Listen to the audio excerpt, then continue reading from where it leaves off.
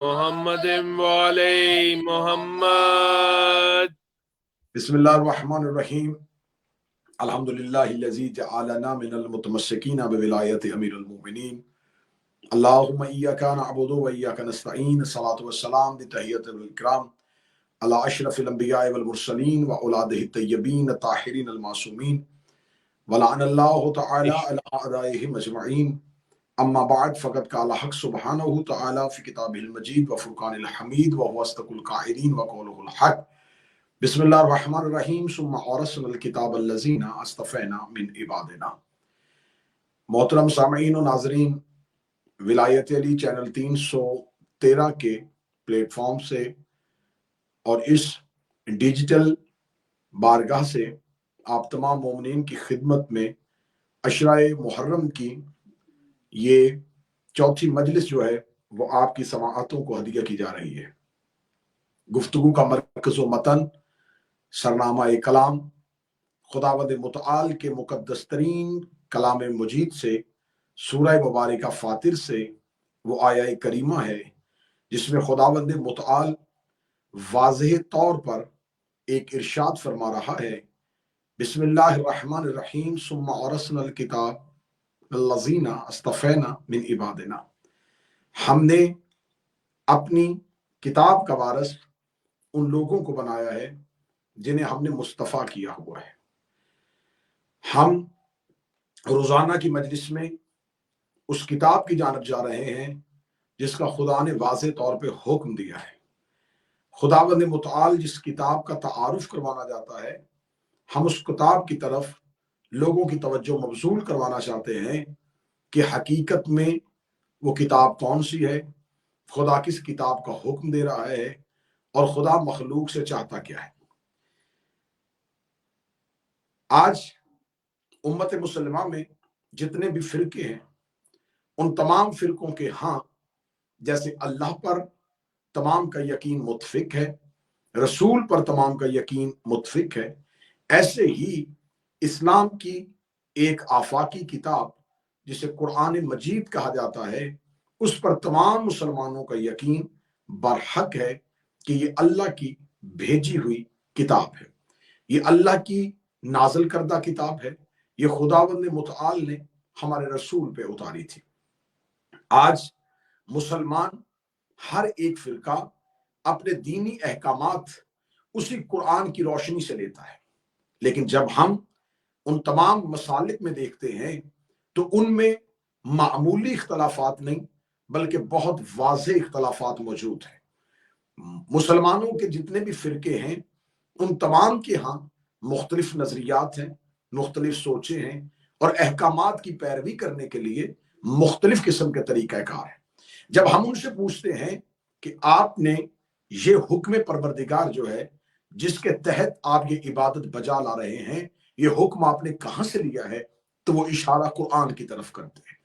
اسی کے دوسرے مخالف فرقے سے جب پوچھتے ہیں کہ آپ نے یہ سوچ، آپ نے یہ حکم، آپ نے یہ فقہی مسئلہ، آپ نے یہ شرعی حکم کہاں سے لیا ہے، تو وہ بھی قرآن کی طرف اشارہ کرتے ہیں کہ ہم بھی قرآن ہی سے لیتے ہیں.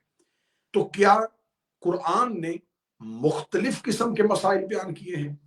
کیا قرآن نے مختلف قسم کی توضیحات پیش کی ہیں؟ کیا اللہ کا قرآن ہر ایک انسان کو، ہر ایک فقہ کو اس کے احکامات کے لیے مختلف قسم کے احکامات دیتا ہے؟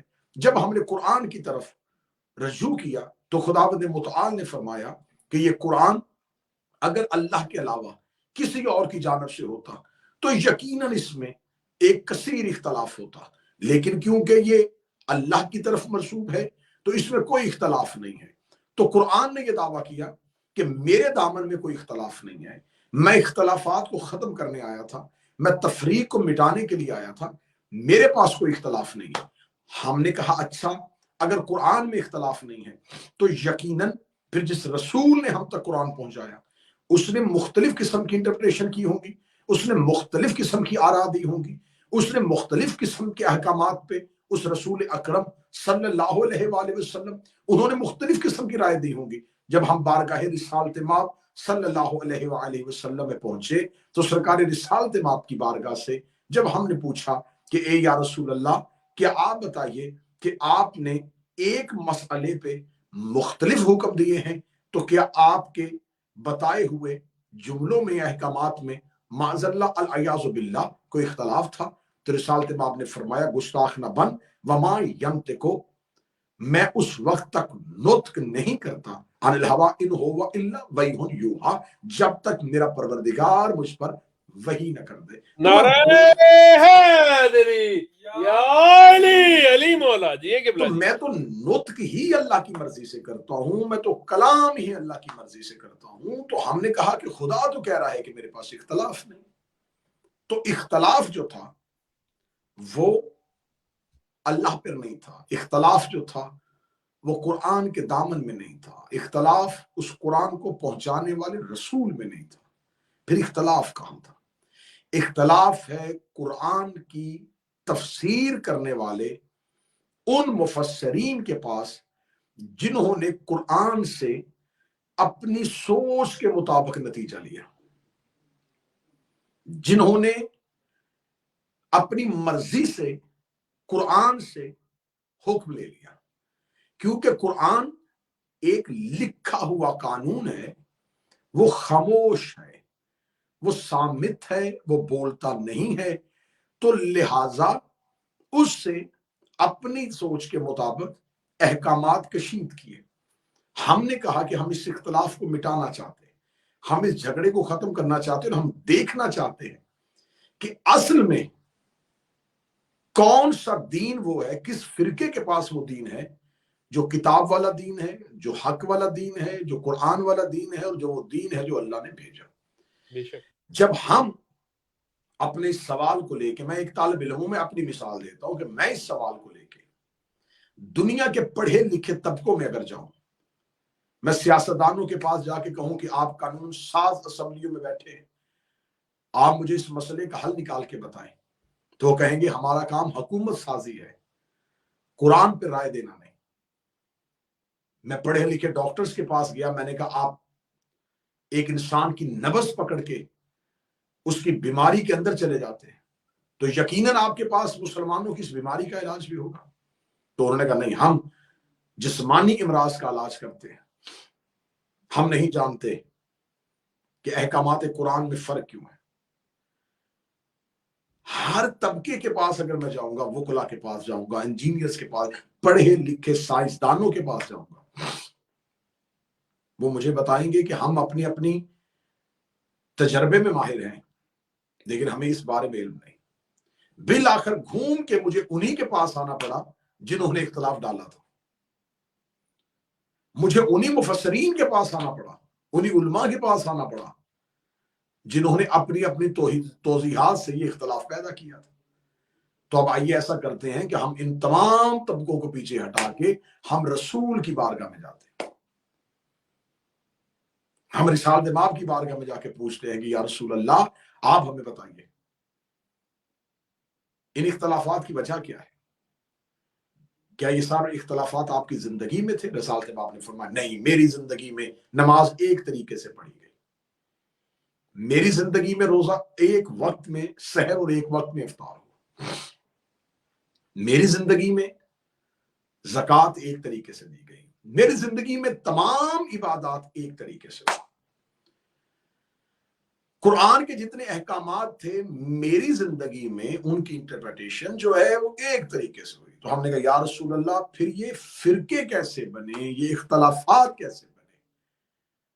عجب نہیں کہ آواز رسول آئے کہ یہ اختلافات میرے بعد وجود میں آئے۔ تو ہم نے کہا یا رسول اللہ آپ نے ان اختلافات کو ختم کرنے کے لیے کوئی حل امت کو نہیں دیا تھا؟ فرمایا واضح حکم دیا تھا۔ کیا حکم دیا تھا؟ میں نے آخری وقت میں کہا تھا کہ آؤ میں تمہیں کچھ لکھ دوں۔ اب یہاں تک گفتگو میں پہنچا چکا، آج کی مجلس اسی ایک ضمن میں ہوگی۔ یہ تمام مسالک مانتے ہیں کہ رسول نے آخری وقت میں کاغذ اور قلم مانگا تھا۔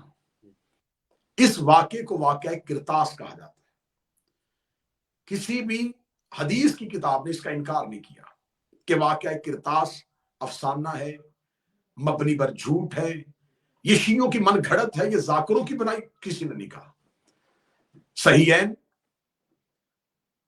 जितनी भी हदीस की किताबें उन्होंने लिखा कि रिसालत माब ने कागज और कलम का मुतालिबा अपनी ज़ाहरी तौर पे दुनिया छोड़ने से 2 रातें कबल किया था। अब मैं अपने पढ़े लिखे अपने मुस्तनद तरीन सामीन से पूछना चाहता हूं, सारी जिंदगी रिसालत माब ने पूरा दीन जुबान से पहुंचाया, मुझे एक हुक्म ऐसा बताओ जो रसूल ने मदीने की मस्जिद में बैठ के कहा हो कि कल से अपने घरों से कागज कलम लेके आना, मैं तुम्हें नमाज का तरीका बताऊंगा। रसूल ने कहा हो कि कल आते हुए अपने घरों से कुछ लिखने वाली तख्ती और स्याही लेके आना, मैं तुम्हें बताऊंगा अहकामात परवरदिगार क्या है। सारी जिंदगी रसूल बोल के हदीसें लोगों तक दीन पहुंचाते रहे। जिस रसूल अकरम सल्लल्लाहु अलैहि वसल्लम ने पूरा दीन बोल के बताया था, आखिरी वक्त में लिखवाना क्या चाहता था? हदीस थी ना, कुछ लिखवाना था तो जो लिखना था वो एक हदीस थी। बोल देते, कह देते कि आओ मैं तुम्हें एक हदीस लिख दूं, लेकिन रसूल ने ये नहीं कहा कि आओ मैं तुम्हें एक हदीस बोल रहा हूं तो मैं बोल देता हूं। रसूल ने कहा नहीं, आओ मैं तुम्हें लिख दूं। तो अब अगर मेरे पहले दिन से मेरे साथ जुड़े हुए सामीन इस नुक्ते तक इस तालिब इल्म और ज़ाकिर शबीर के साथ आए हैं तो इस जुमले पे लुत्फ लेंगे कि मैंने पहली तकरीर में कहा था कि बोली हुई चीज को कुरान कहते हैं, लिखी हुई चीज को किताब कहते हैं। क्या बात है, नारे हैदरी या अली मौला जी हैं क़िबला जी। इसका मतलब है कि रसूल आखिरी वक्त में सारी जिंदगी, आप जुमला सुनिएगा, जुमला अपनी समाअतों में अपने कलूब में रोक लीजिएगा, रसूल सारी जिंदगी कुरान सुनाते रहे थे, आखिरी वक्त में किताब लिखवाना चाहते थे। आहा, क्या बात है क़िबला, माशाअल्लाह जी। रसूल चाहते थे कि अब उम्मत लिख ले, बोली चीज कुरान, लिखी हुई चीज किताब। रसूल ने फरमाया मैं तुम्हें कुछ लिखवाना चाहता हूं, कुछ लिखो, कागज कलम दो। अब इसी मेरे रसूल पे एक इल्जाम तारीख ने यह लिखवाया है कि माज़ल्ला सुम्मा माज़ल्ला ये उम्मी थे, और ये उम्मी के लिए इन्होंने कुरान से कहां से नस्ल ली है? खुदा कुरान में कहता हुवल्लज़ी बअस फिल उम्मीयीन रसूलन मिनहुम यतलू अलैहिम आयातिहिम व युज़क्कीहिम व युअल्लिमुहुमुल किताब वल हिकमा। वो अल्लाह वो है जिसने मबऊस किया था अपने नबी को। हुवल्लज़ी बअस फिल उम्मीयीन, अब यहां उम्मीयीन का जो लफ्ज आया था तो इन्होंने इसका तर्जुमा किया कि उम्मीयीन से मुराद है अनपढ़, ना जानने वाले, ना पढ़े लिखे। तो खुदा कुरान में कह रहा है कि मैंने ना पढ़े लिखे लोगों में अपना एक नबी मबऊस किया था, उम्मीयीन। जबकि इसके बारे में मुख्तलिफ किस्म की तफसीर है। मक्का का पुराना नाम उम्मुल कुराक था, करियों की मां, क्योंकि छोटे छोटे करिया मक्का के मज़ाफात में थे और मक्का मरकज में था। सबसे पहली आबादी मक्का थी और ये बाद में बनी थी, इसलिए मक्का को मरकज होने की वजह से उम्मुल कुरा कहा जाता था। और खुदा ने कुरान में जो मक्का का नाम लिया, फरमाया हुवल्लज़ी इन्ना अव्वला माज़ल्ला बिस्मिल्लाहिर्रहमानिर्रहीम इन्ना अव्वला बैता वुज़िया लिन्नासि बेबक्कत मुबारक, बेशक हमने पहला घर जो उम्मत की हदायत के लिए बनाया वो बक्का है। यहां लफ्ज़े बक्का आया है, मक्का नहीं आया। और बका कहते हैं रोने वाली जगह को, और मैं अच्छा करके लफ्ज कहूं तो रोने वाली जगह को इमाम बारगाह कहते हैं।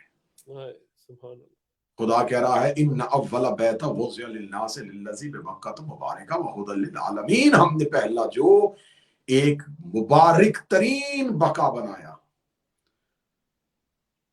اب یہاں امیین سے مراد ہے ام القرا کی نسبت کے ساتھ، لیکن کم پڑھے لکھوں نے اپنی کم علمی کو چھپانے کے لیے رسول پہ ان پڑھ ہونے کا بہتان لگا دیا، لان بشمار والذی بعث فی الامیین، اور اسی آیت میں خدا نے انہی جنہوں نے نبی کو اس میں امی یعنی کہ معاذ اللہ ان پڑھ کہا ہے، اسی آیت میں اللہ نے ان کے چہرے پہ زناٹے دار تھپڑ مارا ہے، والذی بعث فی الامیین رسولا منہم یتلو علیہم آیاتہ، یہاں پہ خدا کہہ رہا ہے یعلمہم الکتاب والحکمہ، میں نے تمہارے درمیان اس لیے بھیجا ہے وہ تمہیں کتاب کا علم دے۔ بے شک، تو اگر معاذ اللہ ان پڑھ تھا تو علم کیسے دے رہا تھا؟ جی قبلہ جی، اور خدا کہہ رہا ہے یعلمہم الکتاب والحکمہ، تاکہ وہ تمہیں تعلیم دے کتاب کی، قرآن کی نہیں، کتاب کی، کتاب کی تعلیم دے، والحکمہ، اور حکمت کی تعلیم دے، تاکہ وہ تمہیں کتاب اور حکمت کے بارے میں بتائے۔ اب کل تک میں گفتگو یہاں لے آیا تھا اور آج مجھے گفتگو اسی پیرائے میں آگے لے کے جانی ہے۔ خدا نے فرمایا کہ وہ تمہیں کتاب کی تعلیم دینا چاہتا تھا، وہ تمہیں حکمت کی تعلیم دینا چاہتا تھا۔ جو وہ پڑھانے والا تھا وہ کہہ رہا تھا کہ لاؤ کاغذ قلم میں لکھ دو۔ تو اگر معاذ اللہ ان پڑھ تھے تو ان پڑھ اگر کاغذ قلم مانگے تو خطرہ کیا تھا؟ دے دینا چاہیے تھا۔ رسالت باب نے وہاں پکڑ ان تارکن فیکم الثقلین کتاب اللہ و اطاعت اہل بیت وَإِن تَمَسَّكْتُمْ،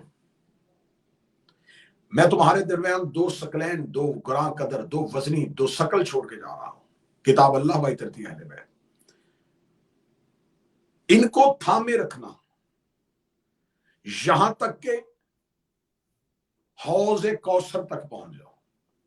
لن تضلوا بعدی، میرے بعد گمراہ نہیں ہوگے۔ آج ہر مسلمان دوسرے مسلمان کو کہتا ہے یہ گمراہ ہے، یہ گمراہ ہے، یہ گمراہ ہے، اور خدا کا رسول کہہ رہا ہے کہ گمراہی سے بچنا چاہتے ہو تو دو چیزیں پکڑنا۔ اگر آج تم گمراہ ہو تو اس کا مطلب ہے یا قرآن چھوڑ چکے ہو یا اہل بیت کو چھوڑ چکے ہو۔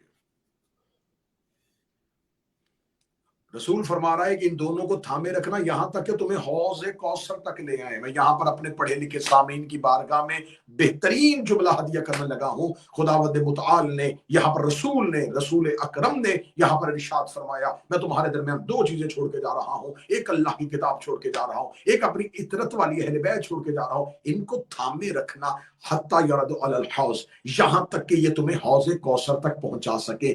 یا رسول اللہ، آپ نے ساری زندگی کہا عبادت کرو جنت ملے گی، نماز پڑھو جنت ملے گی، روزہ رکھو جنت ملے گی، زکوٰۃ دو جنت ملے گی، حج کرو جنت ملے گی، جہاد پہ جاؤ جنت ملے گی، ہمسائے سے اچھا سلوک کرو جنت ملے گی، ماں باپ کا احترام کرو جنت ملے گی، چھوٹوں سے پیار کرو جنت ملے گی۔ یا رسول اللہ، ہر عبادت جنت جنت جنت، اور آخری وقت میں کہہ دیا کہ ان دونوں کو تھامے رکھنا، یہ تمہیں حوض تک لے آئیں گے۔ وعدہ تو جنت کا تھا، تو یا رسول اللہ آپ کہہ دیتے کہ ان دونوں کو تھامے رکھنا، قرآن اور اہل بیت کو تھامے رکھنا، یہ تمہیں جنت تک لے کے آئیں گے، یہ تمہیں سلسبیل تک لے کے آئیں گے، یہ تمہیں دروازہ جنت میں لے کے آئیں گے، یہ اس جگہ پہ لے کے آئیں گے جہاں میں خداوند متعال کی عرش پہ جنت کے دروازے پہ بیٹھا ہوں گا۔ آپ نے ان کو حوض کوثر تک کیوں پہنچایا؟ فرمایا اس لیے حوض کوثر تک پہنچایا کہ حوض تک پہنچنا ان کا کام ہے، حوض کوثر تک جنت تک لے کے آنا ساقی کوثر کا کام ہے۔ نعرہ حیدری یا علی، علی مولا، جیو قبلہ جیو، ماشاءاللہ سبحان اللہ۔ حوض کوثر تک آنا تمہارا کام ہے، جنت تک لے کے جانا ساقی کوثر کا کام ہے۔ بے شک، حوض کہتے ہیں تالاب کو، یہاں حوض کوثر سے مراد تالاب نہیں ہے، یہاں پر یہ چشمہ ہے۔ اس کے لیے علماء تفسیر یہ کہتے ہیں کہ ایک ایسا چشمہ جہاں سے بروز محشر اپنی پیاس بجھائی جائے گی۔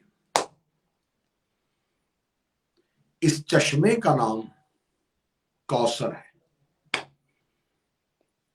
اب اگر عقیدے آمادہ ہیں تو پھر سطر آپ کو ہدیہ کرنے لگا ہوں۔ کوثر لقب ہے مادر حسین کا۔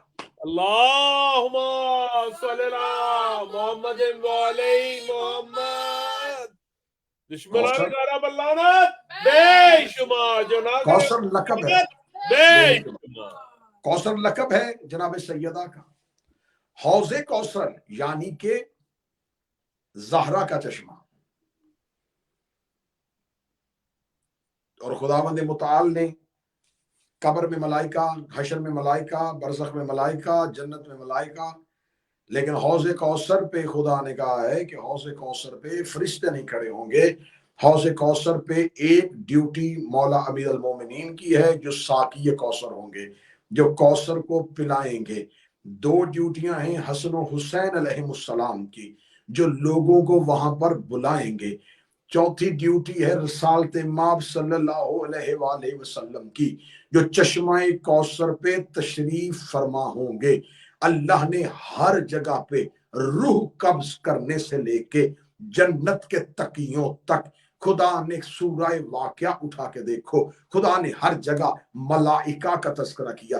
روح فرشتہ قبض کرے گا، قبر میں فرشتہ آئے گا، محشر میں فرشتے بلائیں گے، جنت کے دروازے پہ فرشتے کھڑے ہوں گے، تقیہ لگا کے فرشتے ہوں گے، نہروں پہ فرشتے ہوں گے، حور و غلمان ہوں گے. لیکن یہاں خدا نے کوثر پہ کہا کوثر پہ کوئی فرشتہ نہیں ہوگا، کوثر پہ یا میرا نبی بیٹھا ہوگا، یا حسنین بلا رہے ہوں گے، علی المرتضی بلا رہے ہوں گے، رسول دیکھ رہے ہوں گے، حسنین بلا رہے ہوں گے، علی پلا رہے ہوں گے. کیونکہ کوثر ہے زہرا کا چشمہ، اور زہرا کے چشمے پہ سیدہ اس عزت والی شہزادی کا نام ہے جس کی سبیل پہ ڈیوٹی کرنے کے لیے معصوم ہونا ضروری ہے. اللہم صلی اللہ محمد وعلی محمد.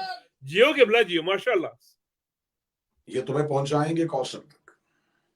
لیکن اگر تم نے ان دونوں کو تھامے رکھا، قرآن کو، اہل بیت کو.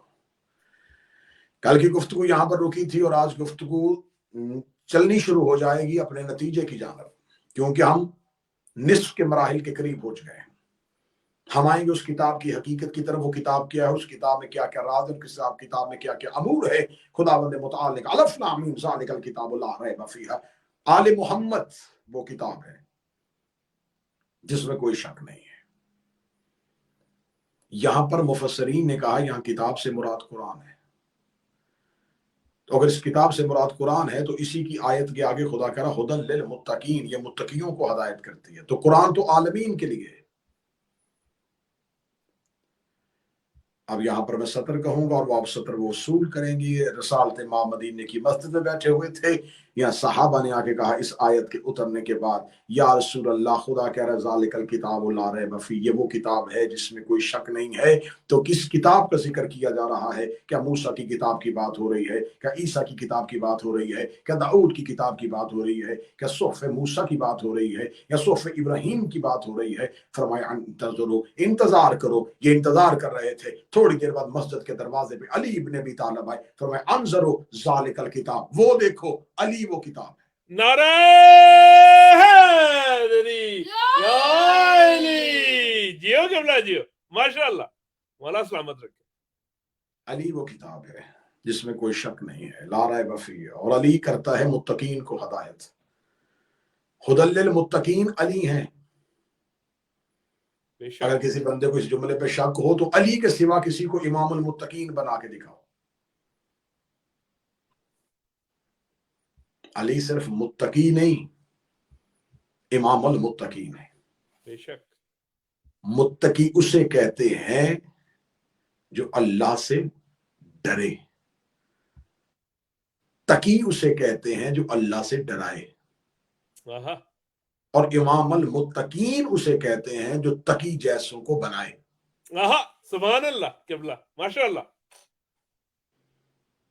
اب امیر المومنین علی ابن ابی طالب، یہ وہ کتاب ہے جس میں علی وہ کتاب ہے جس میں کوئی شک نہیں ہے.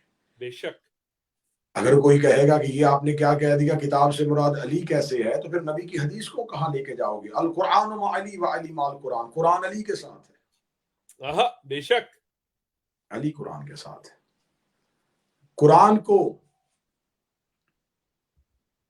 اپنی صداقت کے لیے علی کی ضرورت ہے. بے شک. اب آئیے ہدی للمتقین، یہ متقین کو ہدایت کرتا ہے. الذین یؤمنون بالغیب، اور یہ ان کو ہدایت کرتا ہے جو اس کے ایک غیب پر ایمان رکھتے ہیں. الذین یؤمنون بالغیب، اور وہ لوگ جو صلاۃ کو قائم کرتے ہیں اور جو رکوع کرتے ہیں. ایک اور جگہ پر رکوع کا تذکرہ ہے، وہ میں جملہ پڑھوں گا. خداوند متعال ارشاد فرماتا ہے بسم اللہ الرحمن الرحیم انما ولیکم اللہ ورسولہ والذین آمنوا الذین یقیمون الصلاۃ ویؤتون الزکاۃ هم الراکعون. بے شک اللہ تمہارا ولی ہے، اس کا رسول تمہارا ولی ہے، اور وہ ولی ہے جو صاحب رکوع ہے اور زکوٰۃ دیتا ہے. یہاں پر اکثر ترجمہ خطبہ ذاکرین کی زبانوں سے میں یہ سنتا ہوں کہ جو حالت رکوع میں زکوٰۃ دیتے ہیں. آیت کا ذرا لہجہ پڑھو. یقیمون الصلاۃ ویؤتون الزکاۃ هم الراکعون. راکع کا لفظ ہے، اور صرف واحد کا صیغہ نہیں، راکعون. صرف علی ولی نہیں، وہ تمام ولی ہیں جو صاحب رکوع ہیں. صاحب رکوع ہونا اور ہے اور رکوع کرنا اور ہے. جیو کہ بلا جیو. رکوع سے پہلے ایک نماز میں عمل ہے جسے قیام کہتے ہیں. رکوع کے بعد ایک عمل ہے جسے سجدہ کہتے ہیں. مجھے نہیں خبر کہ ایک مجلس لائیو پڑھتے ہوئے جہاں میں سامعین کو دیکھ بھی نہیں رہا اور مجھے چہروں سے اندازہ بھی نہیں، اور میں اتنی قیمتی معرفت کا موتی کیسے آپ کو ہدیہ کر دینے لگا ہوں. یقیناً اذن امیر المومنین ہے تو آپ کا حق بنتا ہے، تو آپ کو ہدیہ کرنے لگا ہوں. رکوع سے پہلے قیام ہے اور رکوع کے بعد سجدہ ہے. قیام اللہ کے لیے ہے، سجدہ مخلوق کے لیے ہے. اللہ نے قرآن میں علی کو صاحب رکوع کہا ہے. قیام اللہ کے لیے ہے اور سجدہ مخلوق کے لیے ہے. جو خالق اور مخلوق کے درمیان ہو اسے علی کہتے ہیں. نعرہ حیدری یا علی، علی مولا. جیو قبلہ جیو، ماشاء اللہ جیو. جو خالق اور مخلوق کے درمیان ہو، جو سجدہ کرے تو ایسا لگے مخلوق کر رہی ہے، جو قیام کرے تو ایسا لگے کہ خالق کر رہا ہے. یہ صاحب رکوع ہے. من کنت مولا ہو فعلی مولا. جس کا میں مولا ہوں، جیسا میں مولا ہوں، جس طرح کا میں مولا ہوں، اس طرح کا علی مولا ہے. اگلی سطر چلیں. بڑا بہترین موتی آپ کو ہدیہ ہوا، تو اگلا بھی معرفت کا موتی آپ کو ہدیہ کر دیتا ہوں. من کنت مولا ہو، پھر علی مولا نہیں، فعلی مولا. دو طرح کی حدیثیں، فہذا بھی ہے اور فعلی بھی ہے. فعلی مولا. دو مولاؤں کے درمیان ایک فے ہے. یہ وہی فے ہے جو کن اور فیکون کے درمیان ہے. اوئے ہوئے ہوئے، کیا بات ہے قبلہ، ماشاء اللہ. کن اور فیکون کے درمیان کہتا ہوں ہو جا تو وہ ہو جاتا ہے. وہی جو فا ہے وہی فا ان دو مولاؤں کے درمیان ہے. یقیناً قرآن معجزہ ہے، قرآن صاحب اعجاز ہے، قرآن اثر ہے. لیکن اگر کوئی قرآن کو اس انداز سے لے جیسا کہ قرآن کا تقاضا ہے. میرے شہنشاہ امام ریشم نے فرمایا تھا، مولا نے فرمایا تھا 70 مرتبہ مردے پہ الحمد پڑھ کے پھونک دی جائے تو وہ زندہ ہو جائے. سامنے بیٹھے ہوئے سائل نے کہا مولا 70 مرتبہ الحمد پڑھیں تو زندہ ہو جائے. امام نے فرمایا 7 مرتبہ الحمد پڑھ کے پھونکو تو وہ زندہ ہو جائے. مولا 7 مرتبہ الحمد پڑھیں اور وہ زندہ ہو جائے. فرمایا 1 مرتبہ الحمد پڑھو تو مردہ زندہ ہو جائے. انہوں نے کہا مولا ہزاروں دفعہ پڑھی ہے کبھی مردہ زندہ نہیں ہوا ہے. فرمایا جیسا قرآن پاک ہے ویسی زبان پاک چاہیے. کیا بات ہے. نعرہ حیدری یا علی، علی مولا، علی مولا. قرآن ہے قرآن صامت اور 14 ہے قرآن ناطق۔ صامت کہتے ہیں خاموش کو، گونگا لفظ میں نہیں کہوں گا، معاذ اللہ ثم معاذ اللہ توہین قرآن ہو جائے گی۔ خاموش، ہر خاموش گونگا نہیں ہوتا، کچھ خاموش ہوتے ہیں حکمت کے لیے۔ مولا نے فرمایا تھا کہ زبان 70 گناہوں کو پیدا کر دیتی ہے۔ 70 ایسے گناہ ہیں جو زبان کی وجہ سے پیدا ہوتے ہیں۔ بہت سے ایسے گناہ، چغلی گناہ ہے زبان پیدا کرتی ہے، غیبت گناہ ہے زبان پیدا کرتی ہے، کسی کو گالی دینا گناہ ہے زبان پیدا کرتی ہے۔ مولا نے فرمایا انسان کے بدن میں سب سے زیادہ گناہ زبان پیدا کرتی ہے، 70 کے قریب معصوم نے فرمایا وہ گناہ ہے جو زبان پیدا کرتی ہے۔ اس لیے مولا نے فرمایا کہ زیادہ خاموش رہو۔ خاموشی حکمت ہے، خاموشی عرفا کا دستور ہے، خاموشی عارفین کا شیوا ہے، خاموشی ولایت کا زینہ ہے، خاموشی فقیری کا پہلا قدم ہے، خاموشی ادب کا پہلا زینہ ہے۔ فرماتے خاموش رہو۔ سلمان محمدی سے آ کے ایک بندے نے پوچھا تھا، اے علی کا غلام، مدت آپ نے امیر المومنین کے ساتھ گزاری ہے، ایک انسان کو اپنی زندگی میں کتنا بولنا چاہیے اور کتنا خاموش رہنا چاہیے؟ جناب سلمان نے کہا کہ بہتر ہے کہ انسان ساری زندگی خاموش رہے۔ اوہ ہوئے، جیو قبلہ۔ اور یہ کہنے کے بعد سلمان نے کہا اگر بات علی کی ہو تو پھر کبھی بھی خاموش نہ رہے۔ نعرہ حیدری، یا علی، علی مولا، علی مولا، جیو قبلہ جیو۔ اس لیے مولا فرماتے ہیں بولو تاکہ پہچانے جاؤ۔ اس لیے مولا فرماتے ہیں زبان جب کھلتی ہے تو پتہ چلتا ہے دکان لوہار کی ہے یا سنار کی ہے۔ اوہ کیا بات ہے قبلہ، ماشاءاللہ۔ زبان ایک تالا ہے، جب یہ کھلتا ہے تو پتہ چلتا ہے کہ دکان سنار کی ہے یا لوہار کی ہے۔ زبان گوشت کا وہ ٹکڑا ہے جو پورے گناہ وہ چھوٹا سا گوشت کرتا ہے، الزام پورے بدن کے گوشت پہ آتا ہے۔ زبان ذائقے کا پتہ دیتی ہے، لیکن زبان ذائقے کا چسکا بھی دیتی ہے۔ جیو قبلہ جیو۔ میں جو زیادہ، میں بڑی معذرت کے ساتھ میں لفظ کہوں گا یا میں اذاں ہے، لیکن کم خور لوگوں سے نہیں، جن کو زیادہ کھانے کی عادت ہے، میں ان کے لیے لفظ کہوں کہ زبان جو ایک چھوٹا سا گوشت کا ایک برج ہے نا، جب اس سے کراس کر کے غذا اندر جاتی ہے تو پھر پتہ نہیں چلتا کہ وہ کیا غذا تھی، اس کا ذائقہ کیا تھا۔ بے شک ذائقہ صرف اس گوشت کے اندر ہے، اس کے اندر جا کے میٹھا کڑوا ایک ہی ہو جاتا ہے۔ تو کوشش کیا کریں اس چھوٹے سے گوشت کے ٹکڑے کو راضی کرنے کے لیے اتنا زیادہ گوشت خراب نہ کر لیں۔ کیا بات ہے قبلہ، ماشاءاللہ۔ تو اب جناب سلمان محمدی نے کہا کہ خاموش، قرآن خاموش ہے۔ صامت کہہ دیا گونگا، گونگا نہیں ہے، خاموش ہے۔ اب میں سطر کہنے لگا ہوں اور سطر انتہائی معرفت والے ماحول میں کہنے لگا ہوں، کسی نے قرآن کا خاموش دور دیکھنا ہو تو وہ امیر المومنین کا رسول کے بعد 25 سال کا دور دیکھنا۔ اوئے ہوئے ہوئے، اللہم صلی اللہ محمد علی محمد۔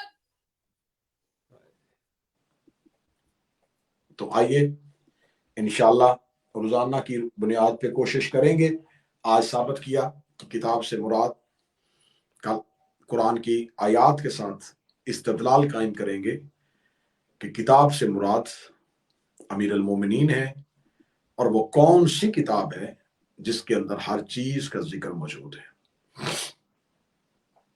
4 محرم ہے، کل ہم نے गुफ्तगू की थी जनाबे मुस्लिम बिन अकील की शहादत के उन्वान से। आज की गुफ्तगू है फरजंदान मुस्लिम के उन्वान से, क्योंकि मुकद्दमीन का ये दस्तूर है, हमारे मिंबर की ये शेवा है कि अयाम अज़ा में मज़ामीन जो मुसाइब के हैं उनको इन्हीं तरतीब के साथ दोहराया जाता है। कल 5 मुहर्रम है तो फिर इंशाअल्लाह शहजादा यौन मोहम्मद पढ़ेंगे, और फिर अगली जो तरतीब बरादर अकबर जनाब सैयद इंतसार शाह साहब हुक्म फरमाएंगे, उस तरतीब के साथ हम अयाम अज़ा की शहादतों का सिलसिला शुरू करेंगे। जनाब मुस्लिम बिन अकील, तारीख में इख्तलाफ है, कुछ कहते हैं 5 बेटे हैं और कोई कहती है 6 बेटे, लेकिन जिनका तज़किरा तारीख में ज्यादा मिलता है वो 2 वो बेटे हैं जो हुसैन अलैहिस्सलाम के सफीर बन के बाप के साथ गए थे।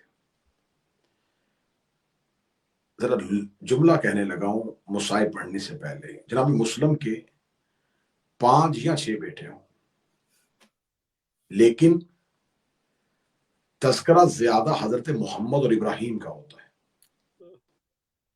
इसलिए कि ये सफीर हुसैन बन के मिशन हुसैन के लिए गए थे।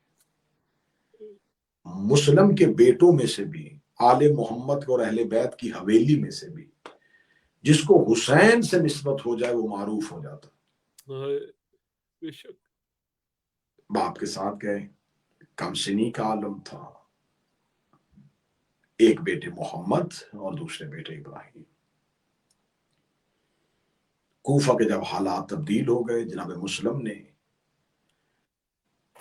अपने बेटों को एक चाहने वाले के घर अमानतन रखवाया, लेकिन बच्चे कैद हो गए। यहां पर मैं तारीखी अनुमान से ये पढ़ूं कि बाद लोग ये समझते हैं कि शायद वाकया करबला से पहले इन शहजादों की शहादत है, तो नहीं।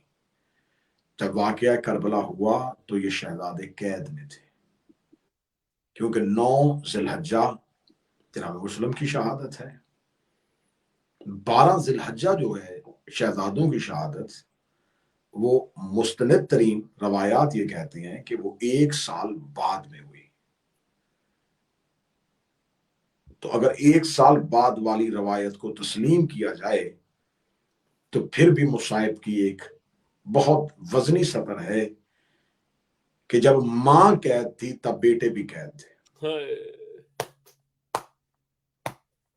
शहजादे मोहम्मद और इब्राहिम कैद खाने में थे, किसी से कहा कि हमें कैद से रिहाई दे। जो दारोगा था कैद खाने का, कुछ किताबों की रवायात कहती हैं उसने ख्वाब देखा, कुछ कहती हैं वो वही अहले बैत था। ख्वाब देखा था या मोहब्बत में, उसने जिंदान का दरवाजा खोल दिया, दरवाजा खोल के एक काफिला जिसके साथ मिलवाना चाहता था वो काफिला अपनी जगह से चला गया था, दूर से इशारा करके कहा कि वो काफिला जा रहा है, इसके साथ मिल जाओ। छोटे छोटे कदमों के साथ मुस्लिम के लाल दौड़े, लेकिन ऊंटों के साथ मिल ना सके। ऊंटों की रफ्तार तेज थी, काफिला दूर निकल गया, अंधेरी रात में काफिला नजर आना खत्म हो गया और मुस्लिम की जोड़ी थक गई। आखिर बेहतर जाना कि एक दरख्त पे पनाह ली जाए। अगर आप इस जुमले पे अगली सतर पे रोना चाहें तो वो सतर आपके लिए कहूं, अबू तराब के बेटे जमीन छोड़ के दरख्त पे पनाह ले रहे थे। जमीन जिनकी जद्दा की मलकियत थी, उन्होंने जमीन पे पनाह नहीं, दरख्त पे पनाह ली। सुबह को एक मस्तूर उसी दरख्त के साथ बहते हुए दरिया से पानी भरने के लिए आई। 2 चांद से चेहरों के अक्स दरिया में देखे, दरख्त की जानब देख के कहने लगी, मुसाफिर हो? कहने लगे हाँ मुसाफिर है। काफिला बिछड़ गया, तो दरख्त पे क्यों बैठे हो? बड़ा शहजादा रो के कहता है जमीन पे दुश्मन बहुत है। शहजादों के चेहरों की नूरानियत, चेहरों की हालत देखी, देख के कहने लगी तारुफ करवा सकती हो? कहने लगे बाप ने मना किया था, ना नाम बताना ना नस्ल बताना। कहती तुम्हें खबर नहीं है, 2 दिन पहले कूफा में हुसैन का सफीर कत्ल हो गया। किस सफीर की बात कर रही हो? कहते मुस्लिम बिन नकील। मुस्लिम का नाम आना था। छोटे ने चीख मारी, हाय बाबा, हाय बाबा कहना था। कनीज तड़प गई, कहती कुर्बान हो जाऊं कहीं मुस्लिम की जोड़ी तो नहीं। आवाज आई, हाँ मुस्लिम के बेटे हैं। घर लेके आई, मालिकन मोमना थी, उसको खबर बताई, तड़पी, शहजादों को घर में बिठाया, हाथ बांध के कहती है शहजादों मां से मेरी शिकायत न करना, जितनी देर जिंदगी है आपको पनाह दूंगी। घर के बलाई ही से मैं उस कमरे में लेके गई जहां सिर्फ अंधेरा था, वहां जाके मुस्लिम की जोड़ी को लिटा दिया, दरवाजा बंद किया, दरवाजे पे ताला लगाया। खुदा लानत करे, अनगिनत हार से मलआउन रात आधी से ज्यादा ढल गई थी। अपने घर आया, इसने अपने सर से पगड़ी उतार के दीवार पे फेंकी, तलवार जमीन पे फेंक के कहने लगा सारे दिन का थक गया हूं, नहीं मिले मुझे कहीं से मुस्लिम के बेटे, जिंदान की कैद से रिहा होकर चले गए हैं, उस उनके सरों पर इतना अनाम है, काश मुझे मिल जाते। जौजा उठ के खड़ी हुई देखेगा दी, अल्लाह तुझ पे लानत करे, दिरहम और दिनार के लालच में क्यों आले मोहम्मद का दुश्मन हुआ है? क्या क्यामत वाले दिन तुझे बतूल से डर नहीं लगता? क्या लगा क्यामत बड़ी दूर है, मुझे दुनियावी लालच है, मुझे कहीं से बच्चे मिल जाएं।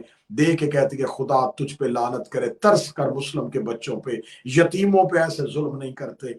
अभी ये अपने बिस्तर पे लेटा था, या छोटे शहजादे ने ख्वाब में माँ को देख लिया, छोटे शहजादे की चीख निकली, ये मलाऊ सड़क के उठ के कहने लगा मुझे मेरे घर से किसी बच्चे के रोने की आवाज आई है। सामने जौजा खड़ी होकर कहती नहीं हमसायों के घर से आ रही होगी। कहने लगा नहीं मेरे घर से आ रही है। ये देख कर तुझे क्यों यकीन है कि तेरे घर से आ रही है? ये मलाउन देख के कहता हमसाये का बच्चा होता तो अब तक माँ चुप करवा देती, तो अभी तक रो रहा है, उसे चुप करवाने वाला कोई नहीं है। ये जल्दी से अपने घर के बलाई हिस्से पे गया। जब बलाई हिस्से पे गया, मकान के उस कमरे के दरवाजे पे ताला था, इसने जौजा से चाबी मांगी, जौजा ने चाबी देने से इनकार दिया। इस मलाऊ ने पत्थर उठा के उस ताले पे मारना शुरू कर दिया। अब मैं जुमला पढ़ूंगा, हाय जरूर कह देना। ये पत्थर ताले पे नहीं लग रहा था, रुकैया के कलेजे पे लग रहा था। ये पत्थर ताले पे नहीं लग रहा था, जहरा के पहलू पे लग रहा था। ये पत्थर ताले पे नहीं लग रहा था, अब्बास के सर पे लग रहा था। ताला टूटा, अंधेरे में इसने हाथ मारे, हाथ मारते मारते एक हाथ बड़े की जुल्फों में आया, दूसरा हाथ छोटे की जुल्फों में आया। इसने दोनों शहजादों को जुल्फों से पकड़ के ऐसे उठाया, मुस्लिम के बच्चों के पांव जमीन पे नहीं लग रहे थे। मुझे जुमला माफ कर दीजिएगा, ये अपने घर की बलाई सीढ़ी पे गया, ये शहजादों को लेके सीढ़ी से नहीं उतरा, इसने वहीं से जुल्फों से हाथ निकाल दिए, दोनों शहजादे मुंह के बल जमीन पे गिरे। छोटे की आवाज आई मेरी पेशानी फट पेशानी फट गई है, मेरा सर जख्मी हो गया है। यूं शहजादों को उठाया, शहजादों को उठाने के बाद ये मलाउन लेके चला गया दरिया के किनारे पे। दरिया के किनारे पे जाके कहने लगा अब मुझे बताओ क्या चाहते हो? बड़े की आवाज आई हमें 2 रकत नमाज अदा करने थे। ये देख के कहने लगा पढ़ो नमाज। पानी के करीब गए, ये मलाउन करीब आकर क्या करने लगे हो? बड़े शहजादे की आवाज आई वजू करेंगे। ये देख कहता वजू के बहाने पानी पीना चाहते हो? इसने बहते दरिया से साकी कौसर के पोतों को हटाया, पानी बह रहा था और बहते दरिया के किनारे मुस्लिम की जोड़ी रेत से तयम्मुम कर रही थी। रेत से तयम्मुम करती हुई मुस्लिम की जोड़ी बड़ी आके खड़ी हुई। छोटे शहजादे ने हाथ जोड़े, रो के कहने लगा कत्ल क्यों करना चाहता है? कहने लगा दिरहम मिलेंगे, इब्ने ज़ियाद से दिनार मिलेंगे, हो सकता है मुझे गवर्नरी मिल जाए। छोटा शहजादा रो कहता हमें कत्ल ना कर, हमें कैदी बना के मदीने ले जा, हम अपने मौला अब्बास से कह के जितनी जागीर कहेगा तुझे जागीर ले देंगे, जितने दिरहम दिनार कहेगा दिरहम दिनार देंगे। دے کر نہیں لے کے جاؤں گا مدینے، قتل کروں گا تمہیں یہیں پہ اور جا کے ابن زیاد سے الزام لوں گا. یہ کہنا تھا. یا بڑے شہزادے کی آواز، نماز تو ہماری ادا ہو چکی ہے، اب ایسے کر میرے سامنے چھوٹے کو قتل نہ کرنا، کیونکہ بڑے بھائی باپ کی جگہ پہ ہوتے ہیں، باپ کے سامنے اولاد ذبح نہیں کرتے. چھوٹے نے کہا میرے سامنے بھائی قتل نہ کرنا، کیونکہ اولاد کے سامنے باپ کو قتل نہیں کرتے. یہ ملاؤن دے کے کہتا نہ میں نے تمہاری پانی والی خواہش پوری کی، نہ میں نے تمہاری مدینے والی حسرت پوری کی، ہاں یہ حسرت ضرور پوری کر دوں گا کہ میں دونوں کو ایک دوسرے کے سامنے قتل نہیں کرتا. اس ملاؤن نے دونوں کی زلفوں پہ ہاتھ ڈالا، ایک ہی وار کے ساتھ مسلم کے بچوں کے سر پر سے جلا دیے. جو ہی یہ سر لے کے ابن زیاد ملاؤن کے دربار میں گیا، ابن زیاد ملاؤن نے کہا جاؤ حارث کو اسی جگہ پہ قتل کرو، کیونکہ میں نے کہا تھا بچے زندہ آنے چاہیے، یہ قتل کیوں کر کے لے کے آیا ہے. جب ایک سپاہی کو لے کے وہ اسی مقام پہ گیا جہاں پر مسلم کے بیٹوں کو ذبح کیا گیا تھا، آخری صدر پڑھے ہیں، وہاں پر ایڑیوں کے نشان ہیں. یہ کہ کہنے لگا یہ کس چیز کے نشان ہیں؟ یا حارث سے ملاؤن قاتل کہنے لگا جب میں قتل کر رہا تھا بچے ایڑیاں زمین پہ لگ رہے تھے، رو رو کے کہہ رہے تھے کوئی ہمارے مولا عباس کو بلائے، کوئی غازی کو بلائے، کوئی اکبر کو بلائے، کوئی سجاد کو بلائے، کوئی حسین کو بلائے. سادات و غیر سادات مجھے جملہ معاف کر دینا، سر تو اس نے تن سے جدا کر دیے تھے. اب مجھ پہ سوال کرو کہ دھڑ کہاں تھے جس نے دونوں شہزادوں کے دھڑ بہتے ہوئے دریا میں پھینکے. بہتے ہوئے دریا میں بڑے کے دھڑ کا جانا تھا. چھوٹے کی آواز ہے انتظار کر، بڑے کا دھڑ وہیں پر رک گیا، چھوٹے کا دھڑ قریب گیا. دونوں نے ایک دوسرے کی باہوں کے ساتھ اپنے اپنے جسموں کو لگایا، دونوں جسم اکٹھے چلنے شروع ہو گئے. وہیں پہ ایک زمیندار اپنی زمین کو پانی دے رہا تھا. اس نے کہا کہ میرے کانوں میں کسی بی بی کے رونے کی آواز آئی جو دریا کے کنارے دوڑ دوڑ کے کہہ رہی تھی کوئی میرے بیٹے نکالو، کوئی میرے مسلم کے لال دفنا دو. اللہ لعنت اللہ علی القوم الظالمین وسيعلم الذين ظلموا أي منقلب ينقلبون. یا علی علیہ السلام.